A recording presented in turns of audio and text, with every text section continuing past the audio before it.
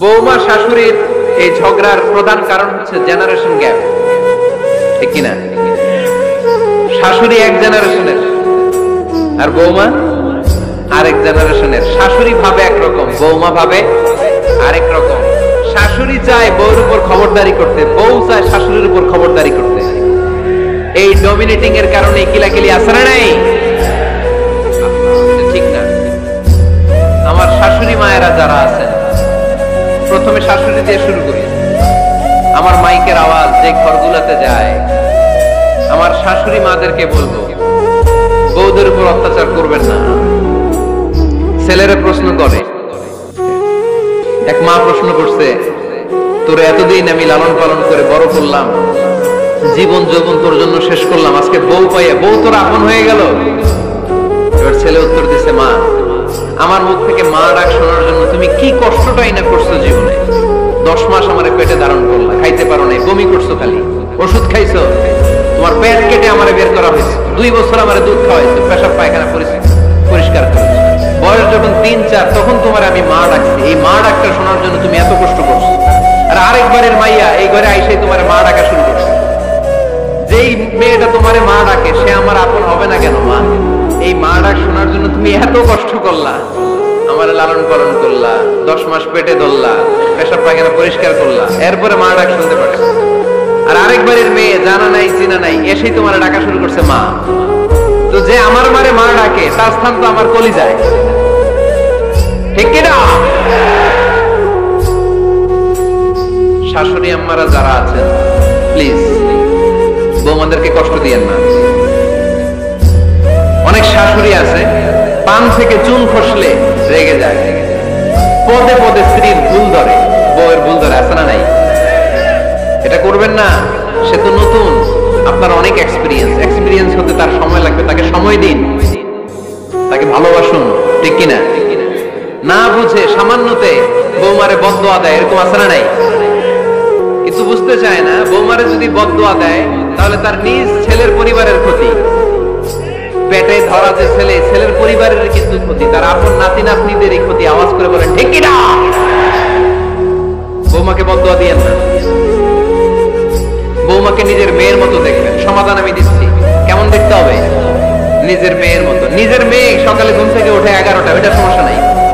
বৌমা কেন উঠলো না, ওইখানেই ঝামেলা, আছে না নাই? মেহেরবানি করে আপনার বৌমাকে আপনার নিজের মেয়ের মতো দেখেন। নিজের মেয়েরে যেমনি আদর করেন তাকেও অমনি আদর করেন।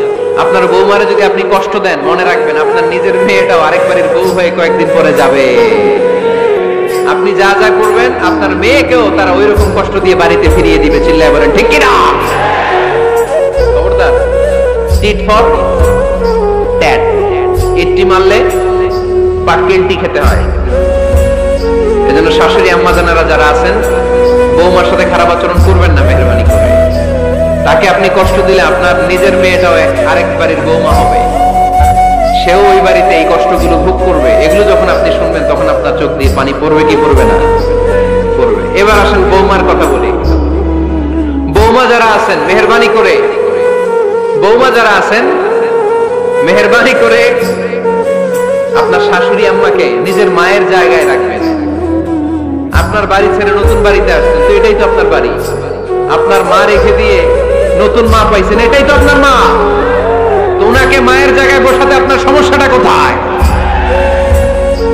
বৌমারা খেয়াল রাখবেন, আপনি আপনার শাশুড়ির সাথে যে আচরণটা করতেছেন, আপনার শেষ বয়সে আপনার ছেলের বিয়ে দেওয়ার পরে যে বৌমাটা আসবে, ওই আচরণই আপনাকে ফিরিয়ে দিবে।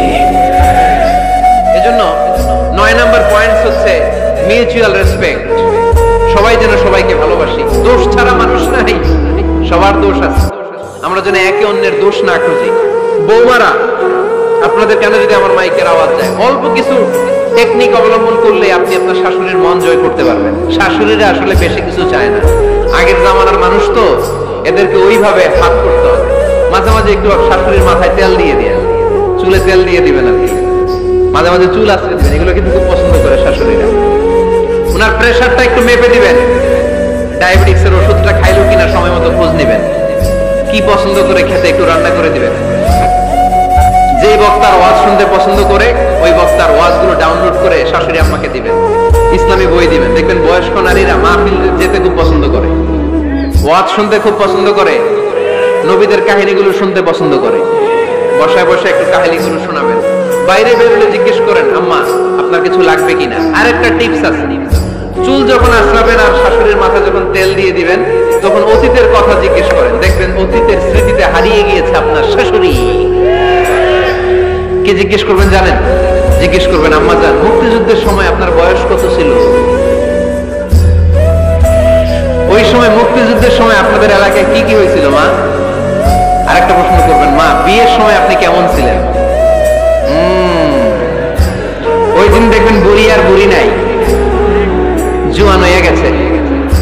ওই দিন বলবে, মা আমি অনেক সুন্দরী ছিলাম, আমার মাথায় অনেক চুল ছিল, আজকে নাই। আমগো গ্রামে আমার সাথে সুন্দরী মাইয়া ছিল না। অতীতের স্মৃতিতে স্মৃতি হাতরাতে হাতরাতে তিনি হারিয়ে যাবেন। জিজ্ঞেস করবেন যে, মা শীতকালে আপনাদের দেশে কি পিঠা বানাতেন আপনি যখন ছোট ছিলেন? আপনার বাচ্চা চারা কি করতো? এগুলো জিজ্ঞেস করলে উনি স্মৃতির পাতা হাতরাতে হাতরাতে চোখ দিয়ে দাঁড় দাঁড় করে ওনার পানি ঝরতে শুরু করবে। আপনার জায়গায় ওনার হৃদয়ের মনি কোঠায় এমন জায়গায় বসবে, আপনার ছাড়া উনি কিছুই বুঝবে না। শাশুড়ি বৌমার দ্বন্দ্ব আমরা চাই না। আমরা চাই শাশুড়ি বৌমাকে নিজের মেয়ের মতো জানো, আর বৌমার শাশুড়িকে আপন মায়ের মতো ভালোবাসুক, ঠিক কিনা? এই মিউচুয়াল রেসপেক্টই পারে শাশুড়ি বৌমার দ্বন্দ্বকে দূর করতে আর ঘরটারে শান্তির টুকরা বানাতে। আওয়াজ করে বলেন ঠিক কিনা? কয়টা গেল? আর আছে কয়টা? দোয়া করবেন একে অপরের জন্য। দোয়া সাইয়েদনা ইব্রাহিম ফ্যামিলির জন্য দোয়া করতেন, রব্বি জাআলনি মুকিমাস সালাতি ওয়া মিন যুররিয়্যতি রব্বানা ওয়া তাকাব্বাল দুআ। ও আল্লাহ, আপনি আমারে নামাজ কায়েমকারী বানান, আমার কলিজার টুকরা সন্তান ইসমাইলকেও নামাজ কায়েমকারী বানান। আমার দোয়াটা আপনার দরবারে আপনি কবুল করে নেন। সুবহানাল্লাহ পড়েন। রব্বানা ইন্নী আসকানতু মিন যুররিয়্যতি বিওয়াদিন গায়রি যী যার'ইন 'ইনদা বাইতিকাল মুহাররাম। ও আল্লাহ, আমার সন্তান সন্ততি, আমার ফ্যামিলিকে ধুধুমরু প্রান্তর এই উপত্যকার মধ্যে তোমার কাবা ঘরের সামনে রেখে গেলাম। তাদেরকে তুমি নামাজ কায়েমকারী বানিয়ে দিও। গোটা বিশ্বের সব মানুষের অন্তর আমার ফ্যামিলির দিকে আল্লাহ তুমি ঝুঁকিয়ে দিও। আমার কোরআন আমাদেরকে শিখালো, রব্বানা হাব লানা মিন আজওয়াজিনা ওয়া মিন যুররিয়াতিনা কুররাতা আ'য়ুন ওয়াজআলনা লিল মুত্তাকিনা ইমামা। ও আল্লাহ, এমন নেককার সন্তান, এমন নেককার স্ত্রী আপনি আমাকে দান করেন যাদের দিকে তাকালে আমার চোখ দুইটা ঠান্ডা হয়ে যায়। চক্ষু শীতলকারী স্ত্রী দেন। বিয়ে যাদের হয় নাই, ইয়াং ছেলেরা এই দোয়াটা করবা। বিয়ের জন্য দোয়ার দরকার আছে না নাই? প্রতিদিন এই দোয়া করবা, আল্লাহ এমন স্ত্রী দেন, এমন জীবন সঙ্গিনী আপনি আমাকে দেন, এমন লাইফ পার্টনার দেন যার দিকে তাকালে আমার চোখ জুড়িয়ে যায়। এমন সন্তান আল্লাহ আপনি আমার ফ্যামিলিতে দেন যাদের দিকে তাকালে আমার চোখ দুইটা ঠান্ডা হয়ে যায়। নেককার সন্তান, নেককার স্ত্রী আল্লাহর কাছে দোয়া করে চেয়ে নিতে হয়। তাহলে ফ্যামিলি মেম্বার একে অপরের জন্য দোয়ার দরকার আছে না নাই? বাবা দোয়া করবে ছেলের জন্য, ছেলে করবে বাবার জন্য, মা দোয়া করবে মেয়ের জন্য, মেয়ে করবে মায়ের জন্য, ভাই করবে বোনের জন্য, বোন করবে ভাইয়ের জন্য। দোয়ার দরকার আছে না নাই? দোয়া করবেন সবাই সবার জন্য। এই যে কোরআনের বঙ্গানুবাদ পাওয়া যায় না এখন, কথা বলেন। স্মার্টফোন আছে কার কার দেখি? হ্যাঁ, কারা কারা স্মার্ট দেখি? হাজার হাজার স্মার্ট, মাশাআল্লাহ। এই স্মার্টফোনের ভেতরে আল কোরআন নামে বাংলায় কোরআনের একটা অ্যাপস পাওয়া যায়। কথা বলেন, পাওয়া যায় কি যায় না? আজকে থেকে এই অ্যাপসটা ডাউনলোড করে প্রতিদিন এক আয়াত, দুই আয়াত, তিন আয়াত করে পড়া শুরু করে দেন। বাঁচতে হলে পড়তে হবে, বাঁচতে হলে জানতে হবে, ঠিক কিনা? এই স্লোগান আমাদেরকে শেখায়। এই স্লোগান তো আল্লাহ, এই স্লোগান দিয়েই তো আল্লাহ কোরআন শুরু করছে। ইকরা বিসমি রাব্বিকাল্লাযী খালাক। বাঁচতে হলে জানতে হবে, বাঁচতে হলে পড়তে হবে, পড়ার কোনো বিকল্প নাই। আওয়াজ করে বলেন ঠিক কিনা?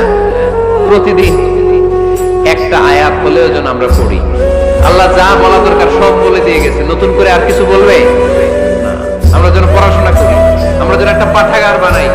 আবারও কখনো আসার সুযোগ হলে আমি জিজ্ঞেস করবো, যদি আমার মনে থাকে যে আপনাদের পাঠাগার আছে কার কার করে, সেদিন সবার হাত তুলতে হবে। এমনি পারা যাবে তো?